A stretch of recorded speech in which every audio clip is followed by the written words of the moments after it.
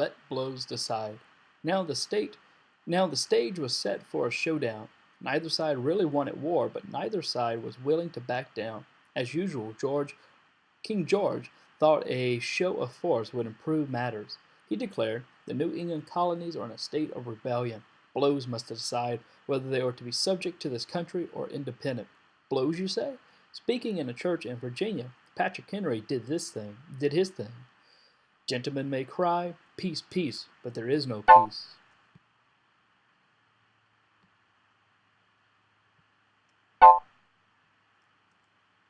I know what courses others may take, but as for me, give me liberty or give me death.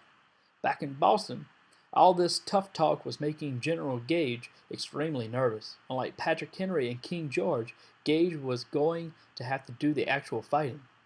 He wrote to London, asking for more soldiers. If you think 10,000 men sufficient, send 20, Gage wrote, and this takes us to April 1775, right where we want to be. A sleepless night before revolution. What are you waiting for, Thomas Gage? That was basically the message from London. King George wanted action. He wanted General Gage to march his soldiers out of Boston and seize the military supplies that were being stored by local militias. He wanted patriot troublemakers like Samuel Adams and John Hancock arrested and shipped to London in chains. Orders are orders. Tensions in Boston were at record levels in the spring of 1775. General Gage was so worried about another Boston massacre type incident, he refused to allow his soldiers to carry their pistols in the streets. For this second judgment, the soldiers called Gage the Old Woman. Meanwhile, in the town around Boston, thousands of militia members were just waiting for the British soldiers to make a move.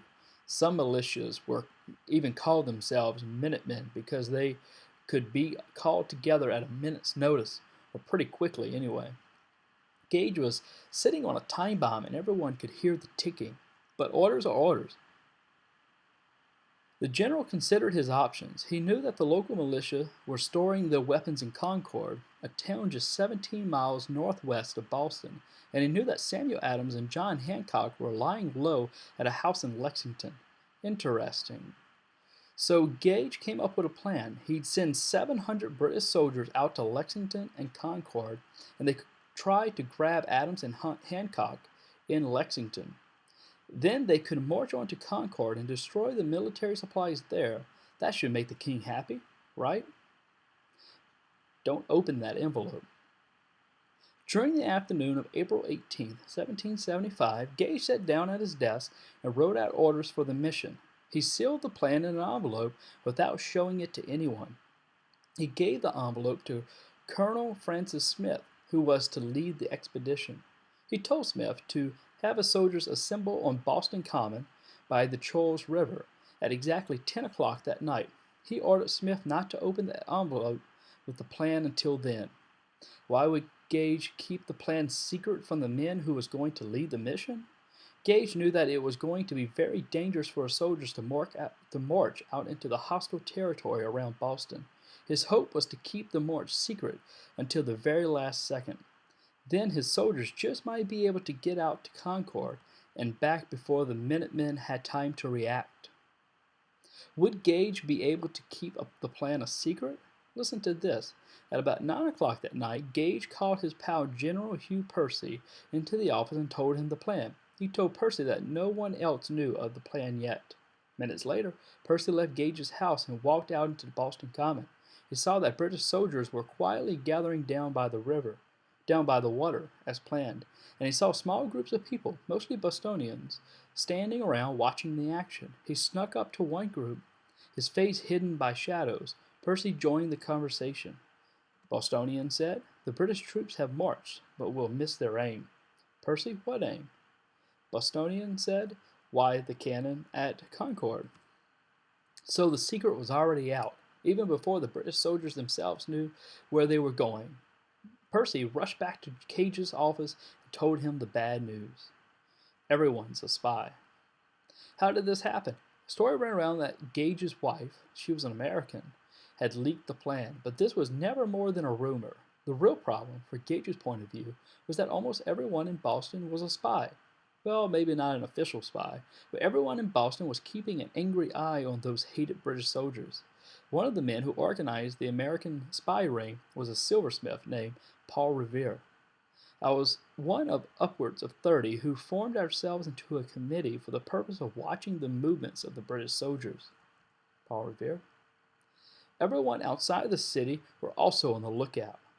When General Gage first started thinking about sending his soldiers out to Concord, he realized that he would need to know more about the roads the army would have to take. He gave Colonel Francis Smith the job of secretly checking out the route. Smith took along a young private named John Howe. Smith and Howe dressed up like American laborers, gray overcoat, leather pants, blue stockings. They grabbed a couple of walking sticks and set out for the 17-mile hike to Concord. Smith didn't take it too far before getting hungry. He was a famously big eater. So the two men went into the roadside tavern, sat at a table, and ordered some breakfast. Pretending to be a regular old American in search of a job, British asked the waitress if she knew of any place where he and his friend might find some employment. But the woman, all we know about her is that she was African American, had spent a lot of time in Boston, and she knew the faces of the high-ranking British officials. She looked him in the eye and said, "Smith, you will find employment enough for you and all Gage's men in a few months." Smith just about fell off his chair. He called the woman a saucy wench and promised to kill her if he ever saw her again. Then he ran home. The last I saw of Smith, he was running through barberry bushes to keep out of sight of the road, said Private Howe. You get the idea. The British couldn't make a move without everyone knowing about it. And by April 18th, it was really obvious that something was going on in Boston. British soldiers were stopping by the stables, making sure their horses were ready to go, totally ignoring the lowly local kids who worked as stable boys. The officers bragged about the upcoming action. The stable boys passed the information on to Paul Revere. Another clue: the British repaired their small transport boats and launched them in the Charles River. These were the boats the British soldiers would use if they ever wanted to cross the river on their way to Lexington and Concord. As Revere noted, from these movements we expected something serious was about to be transacted.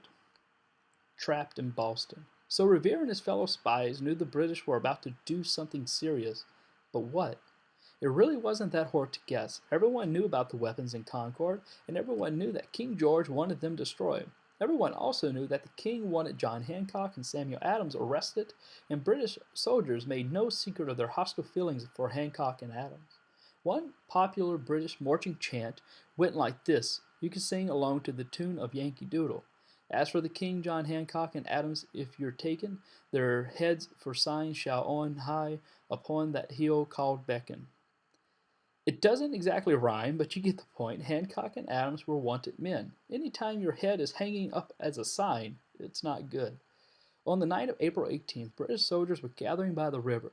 Revere and his friends knew that what they had to do. First, warn Hancock and Adams that British soldiers were on their way to arrest them. Second, alert the people of Concord that the British were coming to destroy the weapons stored there. Easier said than done. Boston was nearly surrounded by water, so to get out of that city, they had to either cross the Charles River or make it over the thin strip of land called Boston Neck. And of course, Gage knew that Revere and other express riders would try to get a warning out to Lexington and Concord. Gage issued strict orders to his men. Let no one out of Boston tonight. He moved the warship Somerset into the river to block any exit by boat. He placed a string of soldiers across Boston Neck. It was only 60 yards wide. He even sent out groups of British officers on horseback, pistols hidden under their coats, to patrol the road to Lexington and Concord. 2. If by sea. There was a real chance that one would be able to get out of Boston without a warning for the nearby towns. But don't worry, Revere and his friends had a backup plan. They arranged to send a secret signal by lighting lanterns at the top of the Old North Church in Boston. The lanterns would be visible across the Charles River in Charleston. This way, if no one could get out of Boston with the latest news, at least people in Charleston could begin spreading the alarm that the British were on their way. It was agreed that one lantern would mean the British were marching out by land over Boston Neck. Two lanterns would mean that the British were coming by water over the Charles River. Yes, these are the one if by land and two if by sea lanterns from the famous Henry Wadsworth Longfellow poem. The guy who volunteered to hang the lanterns was a young sexton at Old North Church, Robert Newman. A sexton means cleans up the place, rings the church bells, and stuff like that. Newman didn't like the job, but he kept it, he said, because times are so hard. Now it was just before 10 o'clock, and Newman was ready for action. The first thing he did was say goodnight to his mom, and not just because he was a good son. British officers were renting rooms in the family house, and at this moment they were sitting around playing cards in the living room. Newman wanted the officers to think he was going to bed for the evening. In fact, he went up to his room, climbed out of the window, climbed over the roof, and jumped down into the dark shadows in front of the church. Revere found Newman there a little after 10 o'clock. Maybe Revere held up two fingers to silently show Newman that the British were moving out by land. This was clear by now, since the British soldiers were already gathering by the river. Newman knew what to do. He used his keys to unlock the church doors. He took two lanterns from the closet, climbed the stairs to the top of the bell tower, and lit the lanterns, but only for a moment. He didn't want the signal to be spotted by anyone on the warship Somerset, which was clearly visible in the water below. Then Newman went down to the stairs, put the lanterns back, leapt out the window into the back of the church, climbed up and over the roof of his mother's house, dropped in through the window of his bedroom, and lay down in bed. You think he overslept that night? Across the river, as soon as Paul Revere left Robert Newman at the church door, he ran home to get his riding boots. Revere's mission was to row across the Charles River, if possible, and then ride out to Lexington without the warning. By now, the streets were filled with British soldiers, armed for battle, marching toward their meeting point at the river. Avoiding the soldiers, Revere hustled from his house down to a spot on the water where he had a small rowboat hidden. Two friends were waiting for Revere by the boat. They had agreed to row him across the river.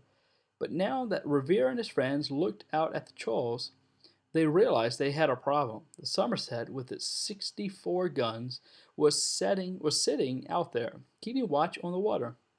And just Revere's luck, it was a clear night with a big bright moon. To have a chance, they would have to be absolutely silent. Have you ever been in a rowboat? They make a lot of noise. The oars are held up high by metal oarlocks, which clank and squeak at the oars as pulled. To muffle the sound, Revere would need some cloth to wrap around the oarlocks. No one had thought of this ahead of time. Luckily, one of Revere's friends had a girlfriend who lived on a nearby street. They rushed to her house. The guy gave a whistle outside his girl's window. She came down to the window. He whispered for her to throw down some cloth. She quickly slipped off her flannel petticoat, kind of slip worn under a dress, and tossed it down. Revere and his friends ripped up the petticoat, wrapped it around the oarlocks, and rowed right across the river without being heard or seen by sailors on the Somerset. Revere and that other guy. A few pals were waiting for Revere on the Charleston shore. They told him that they had seen the lanterns just fine and had already started spreading the news. They warned him that British officers were out patrolling the roads. Then they gave him a fast horse and watched him set off on the famous horseback ride in American history. It was then about 11 o'clock, Revere remembered. We know that Revere's first goal was to get to Lexington to warn Adams and Hancock. On the way there, he warned people in houses along the road. Most people think that Revere shouted, "The British are coming, the British are coming," but what he probably said was, "The regulars are out, the regulars are out." By regulars, he meant British soldiers. He really should have said, "The British are coming." It sounds better. Oh well, too late now. Paul Revere gets all the press, but meanwhile, second express rider was also out that night.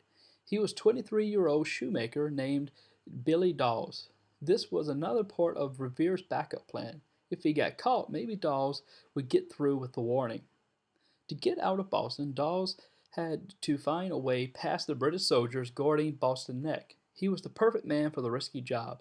He was the kind of guy who liked to sneak in and out of Boston pretending to be a drunken farmer, just for laughs. So he made it out on the night of April 18th. Like Revere, he set out for Lexington. We'll catch up with him in a minute, though. The Midnight Intruder. Now let's check in on Samuel Adams and John Hancock, two guys who have done so much to cause all this trouble. Adams and Hancock were staying at the home of Reverend Jonas Clark in Lexington. It was a full house at the Clark's place. In addition to Adams, Hancock, and the Clark family, 14 of them. You also had Hancock's Aunt Lydia, his fiancée, Dorothy Quincy, and his clerk, John Lowe. It was just after midnight, and everyone had gone to bed. The big house was dark and quiet, and Lexington Minutemen named William Monroe stood guard outside the house just in case. Suddenly, a horse charged up, and a man jumped off. He demanded to be let into the Clark's home. But Monroe didn't know this excited rider, and he asked him to keep his voice down. I told him the family had just retired and had requested that they might not be disturbed by any noise about the house, Monroe later said. Noise, shouted the stranger. You'll have noise enough before long. The regulars are coming out. The man pushed past Monroe and started pounding on the front door. Several windows opened upstairs and several heads stuck out to investigate the disturbance. One of the heads, in a silk nightcap, belonged to John Hancock. He looked down at the door, recognized the intruder, and said, Come in, Revere. We are not afraid of you. Paul Revere was let in, and everyone came downstairs to hear the news. John Hancock immediately began pacing in his nightshirt, demanding his sword and gun, insisting that he was going out into Lexington Common to fight the British. He was probably trying to impress Dorothy. Samuel Adams, however, preferred to get out of town. He reminded Hancock that the two of them were members of the Continental Congress, politicians, in other words, not soldiers. That was a polite way of telling Hancock that he was acting like a fool, but Hancock continued to insist that he would stand and fight.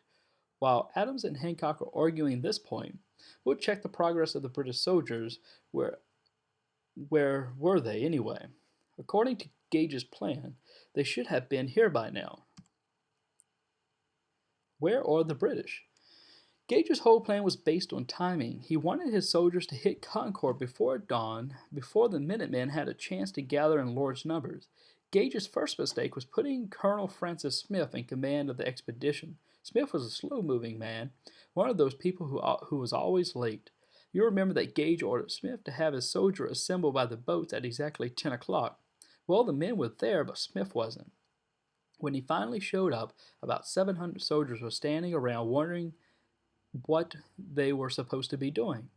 From this point on, everything moved much too slowly.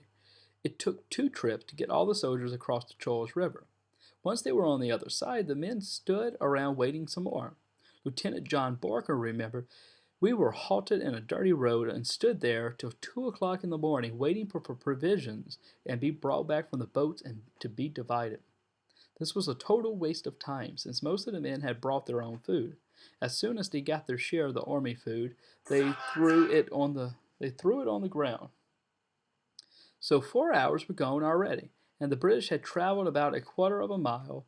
Not a good start. At least they were on their way now, marching towards Lexington in the bright moonlight.